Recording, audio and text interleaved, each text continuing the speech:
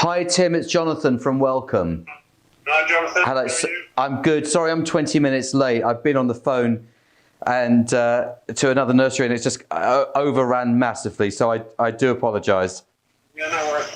I won't take up too much of your time either. So thanks for sending through the full accounts, which I've looked at here, and it looks like you actually drew quite a nice dividend last year. It was 150,000. Yeah. That's quite a lot up on the year before, which is great.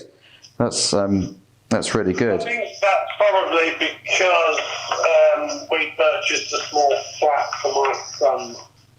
Okay. So it's yeah. Okay. Needed some money from somewhere. Yeah, of course, absolutely. So I'm just sort of flicking through the accounts here, and I'm certainly not an accountant by any stretch of the imagination, so I may ask some questions that appear a little dumb. So Neither have I, Jonathan. So okay, well, between the two of us, it should be fun. profit and loss, and leave the rest of it to the accountants. Yeah, exactly. So let me just flick through to the back here. Okay, so it says here we've got an overdraft. I realise these accounts are now nearly a year out of date, but we've got bank loans and overdrafts of 93,000. And what would that relate to? Very good question. Unless that is because I've just gone through it, because we have got a director's loan actually, which was the money that we took out for the. Oh yes, yeah. The most cost-effective way of doing it. So I think it's probably that. Oh, I thought this says bank loans and overdrafts because we haven't got a bank loan. Okay. And we haven't. Well, sorry. At that stage, we probably did have a bank loan in the sense that we had a mortgage on Knockwood. Oh right, so it may well be a bank loan it's been paid off since. And we've paid it off this year. Oh, okay. It's probably gone. It's about the right sort of money, yeah. Yeah, and then you got that director's loan where you moved the money out, you repay it, and moved it out again. So that makes sense. Okay, and then you've got that £43,000 corporation tax. That's always an uncomfortable bill to pay, isn't it? Well, at the end of the day, it's coming, don't you? Yeah, well, yeah, I know, but does that soften the blow? I mean, Not really. It's you kind of close your eyes when you transfer the money. September's never a good month because insurance comes due and all sorts of things. Yeah, all hits at the same time. Yeah, and the numbers have just gone down, obviously. Yeah, exactly. So your confidence level and everything is. Well, yeah, it used to be better when we had the funding paid termly. So you got a big influx of cash in September normally, but of course you don't get that now. Yeah. Okay.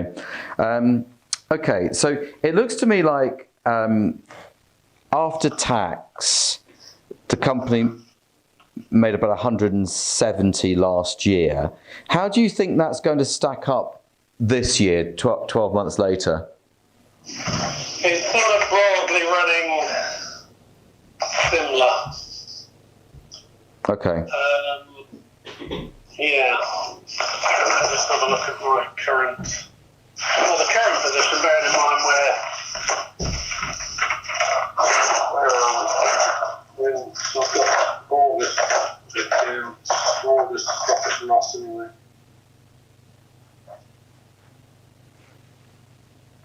Oh, sorry. I was confused myself.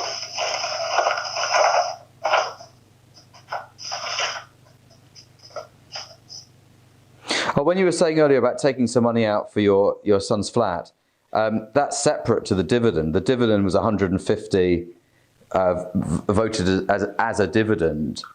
Then the director's loan is separate to that. Although you might have converted the director's loan into a dividend, perhaps. I don't really know because I the accountant who just got on and did it. Oh, okay. Okay. Well, I took the money out and he decided where he was going to place it. I mean, Oh, we'll okay. get more detail on that, but I mean, it's probably about right if we're taking 150 between the two of us. Yeah. Okay. Yeah, we take £3,500 net each month, plus the £702 out of wages. Yes. So we take £7,000 dividend each month, plus anything else that comes along, like holidays and whatever comes straight out of Yeah, sure. dividends. So probably 150. Yeah. No, I can see that. Yeah. Okay. So it's probably running the same as last year. Profit and loss at the end of August was 202, which I think is a little bit down. But then I have put another 28 grand into pension just to use up some allowance from previous years. Okay. So that's, what have I written down here? Yeah, so we're on about 230 as we stand, and we should make, where are we, September? Should make another 95 grand before the end of the year. The year ends in November. Oh yeah, November. Yeah. Okay. So, what do you feel the business is worth at the moment then? I don't know. I was going to ask you that. I'm not going to answer that question, John. It's worth what somebody wants to pay for it. I just don't want to guess. That's all. I don't want to pluck figures out of the air, trying to guess what you want. Respect, you're not plucking figures out of the air because you've got the accounts. I can send you the other 3 years account, another money years accounts as you wish. So it's anything but a guess, I would suggest. Well, there isn't a mathematical formula to work out. There are so many factors, including where you are in the country, the types of areas that you're in, your occupancy, the type of lease that you have, and there are so many different factors. The fastest way to see if we're in the same ballpark is for the owner of the business, who's clearly far closer to it than I ever would be, to say this is the number that we've got in mind, and then I can work out whether that number is achievable. I accept all that, but I'm still not going to answer your question.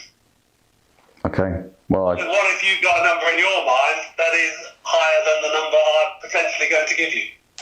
But then that would be a more negotiation tactic from my point of view, wouldn't it? But it doesn't change the fact that you know what you're happy with. That doesn't change. So as long as you're happy with it, whatever and I spend all day with numbers going through my head, because this is the fifth phone call today. So I don't know. I mean, everyone has a different concept of what something is worth to them, and also what they want to do afterwards. I mean, that determines a lot of it, really. What do you want to do? What do you need the money for, and how much money do you need? Sure. This is the way I always do it, and it's very successful because we start off with a position of what makes you happy, and I can very, very quickly reach a conclusion as to whether I can make you happy or not.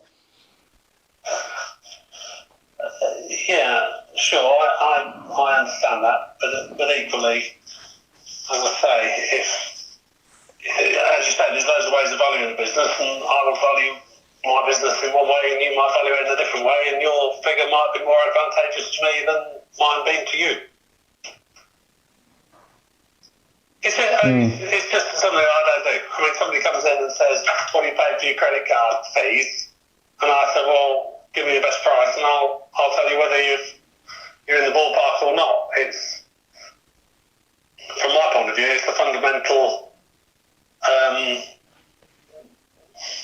sales technique that everybody looks for, and I don't play ball with. I don't want to be awkward or anything, but I'm just not going to do it. Well, let me give you an example. As soon as someone has spoken to a business broker, they have a ridiculously inflated concept of value. And a guy that I spoke to probably about an hour and a half ago had been with one of the brokers that you'd probably be familiar with for 5 years.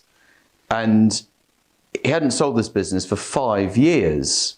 No, sorry, I'm getting two mixed up. The one I just spoke to, he first put it on the market 5 years ago and then withdrew it last year when he realised it wasn't happening. Someone else earlier today, they've been on the market for 3 years with a broker, because the number in their head, they thought it was worth 6-7 times annual profits, which is just, it's not. It just isn't in a month of Sundays. And it always comes as a bit of a blow to people when they realise that the number that they've been carrying around in their head is the value. When you look at a market full of comparables, it just doesn't stack up, because there are so many other businesses that are really quite similar. You know, they have children. They do after school clubs. You know, there's the same sort of structure of business where they, you know, are sort of 20 miles down the road, and they're being sold for 3 or 4 times annual profits. So why would anyone pay double when they can pay half down the road? So I have the position of, you know, I've sat down face to face with 100 nursery owners now, over 100, and I can start drawing comparisons because I've seen and heard and had enough confidential conversations with business owners to be able to start mentally comparing all of their values. So it really comes back to, there isn't, you know, what do you multiply your profit by? Do you multiply it by 2, by 3, by 4, by 5, by 6? I mean, what's the number? Well, what's your number? Well, I'll give you an example from again from earlier on today. It's a lady who's got a slightly larger group than yours. They do 5.7 million, 800,000 of earnings, and we're paying 4.75 times. That's what we've agreed to do. So, but then I can also give you an example of the chap that I was just on the phone with, and that works out at it's a smaller business than yours, £65,000 of profit, 4 times, which is 260.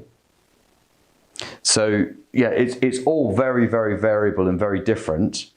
But then the chap I was just talking about, he's up in Huddersfield. So different parts of the country also impact it as well.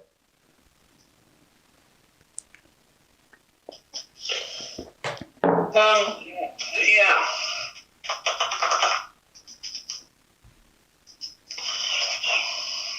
Well, yeah, I'm not quite sure why different parts of the country change it, other than the fact that the funding may be more or less. I tell you why. It's because if you want to own a nursery and you have a choice between owning a nursery in Reigate, which is a guy I spoke to yesterday, in Reigate, where it's top fees, fills up instantly, never any shortage of children, compared to, for example, maybe a less desirable area like Huddersfield. Yeah, not to be unkind to Huddersfield, but there is a difference. Then that determines value. There's a difference in occupancy. I accept that, and obviously occupancy is key. But then, so for example, the fees will be the fees, whatever the market can stand, but that doesn't affect the margin. But it's the quality of the earnings. So, to give you an example, the lady I just spoke to with her 5.7 million, she's got 7 settings. The 8th was just sold to quite a well-known nursery group because it was in Forest Hill, and they didn't want the other 7, which were in a different location, because of the location. They wanted a commuter belt setting, and were happy to pay more because it's a commuter belt setting. So yeah, I mean, I don't necessarily understand it. I'm just saying that this is what's happening. Yeah. Well, I don't know where we're going forward from here then. I just need a steer. That's all. I just need you to give me a clue as to what your expectations are, and then I can tell you whether I can meet your expectations. I haven't really pinned it down that far, to be perfectly honest. I mean, as I say, we'd had a evaluation from Redwood Down and Kerr, which didn't really float the boat. I mean, I'm not saying it was a bad offer, but it just wasn't very exciting. But I haven't really thought about multiples in that sense, because I don't know. Well, I'm not really sure what's happening in the marketplace. I mean, I can look at the nursery and decide, because I obviously get more coming through in my locality, and I look at it and go, it's too far away, it's too much money, I don't see how they're asking that for that. That doesn't quite stack up. So I can sort of value it. Take Nutwood, for example, which is freehold. We brought that off the receiver. So we paid, we didn't buy the business, we just brought, because the business was insolvent, we just brought the property. yeah. Albeit the business was still running from the property. So we brought the building for 202,000, which was a snip. We inherited the staff, everything in the building, and the children that were attending without paying for.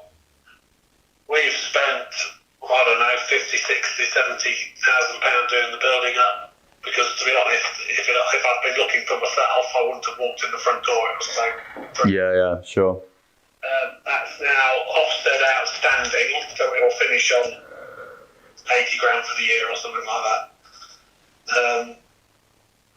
Now, I think that property is worth 300.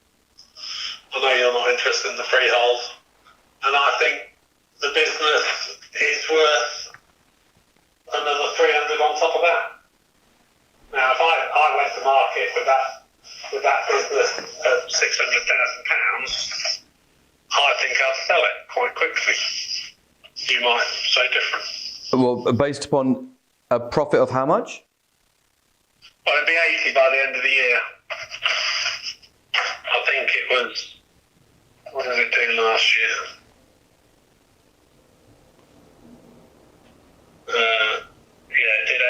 It did 80 last year, H1 last year, and it's budget of 83 for this year. I mean, that's 7.5. That's 7.5 times. Are you talking about with the property? It's 600. Yeah. Oh, so the property and the business 600. Yeah. Oh, okay. So I was going to say, because that otherwise that doesn't work. Yeah. Okay. So 300 for the property, 300 for the business. Now that's only 3.75. If you take the gross bit. Yeah. Yeah. And if, I don't know what that measures forward really, but okay. you just need to give me an idea of the multiple you've got in your head, and then we can go from there. Well,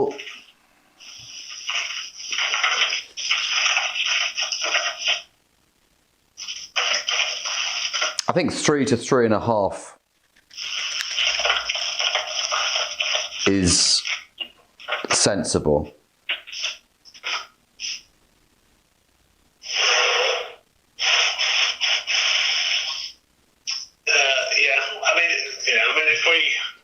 If we just backtrack slightly to what we were saying yesterday, I haven't extrapolated because we were sort of talking without the pig farm, weren't we? Without the house and all the rest of it. So, sorry, I didn't quite catch that. It's a bit rustly. I didn't quite catch that. Sorry, it's me moving paper.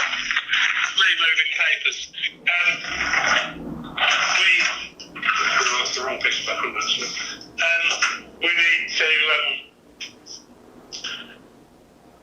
We need to take Heath Farm out, don't we? And the freehold of Knuckle Down. Yeah. So I haven't actually even got that far. Well, why don't we speak again in the early part of next week then? Can do. Well, it'd have to be the back end. I'm away cycling in the Alps, of all things. Oh, are you? Okay. So when do you get back to the office? I'm back late Wednesday, so I'm back in the office on Thursday. Okay, maybe we can. I'm at a conference on Thursday and Friday, but I can certainly step out to speak to you maybe at lunchtime on Thursday. Can I get Anna to set that up with you on an email? No problem. Yeah. So I don't know what time the lunch is going to be, but let's say I'm definitely available at about 1:00. Perhaps if we could do something around that point at that time of day. Well, let's aim for that. I don't think I've got anything in my diary immediately when I get back, because I'll just be catching up. Okay. Let me again go through the accounts a little bit more detail and look at that the properties and everything that we talked about. And if you could do the same, then we can reconvene this time next week. Yeah. Okay. Lovely. Okay. All right. Good talking to you. Again, Yeah, thanks for your time, and have a good trip. And I'll speak to you next week. thank you very much. All right. Cheers. Okay. Bye. Bye. Take care. Bye. That was brilliant, because he did not want to go first with his number, which, to be fair, is very sensible of him. But he did eventually give me his multiple by saying, I'd be happy if I got 600,000 for this. And actually, first of all, I thought he was multiplying whatever that profit was to make 600,000. But he was saying 300,000 for business, 300,000 profit, which is a multiple of 3.75, which actually is all right. Is okay. I'm happy with that. So even people who are absolutely, no way am I going to give you my number. No way am I going to give you my number. He gave me his number, in effect. So we got there eventually. But it didn't really help that I have such a vague memory of the call yesterday, and I couldn't find my notes in time for this call because everything going back to back. So I was slightly in the dark about some of the details of the business because I couldn't remember them from yesterday. But we are a step further, which 3.75x. And what really helped there, I think, was giving him examples of what we're doing with other people. And of course, the examples that I give him are at the lower end, so that that lowers his expectations, but doesn't make him feel bad, because if that's what other people are doing, why would his business be worth twice as much as someone else's? Which would be an interesting question if he thought his business was worth twice as much as everyone else's. So I think he's very keen, actually. But he's a tough cookie. But I like a challenge. Thank you.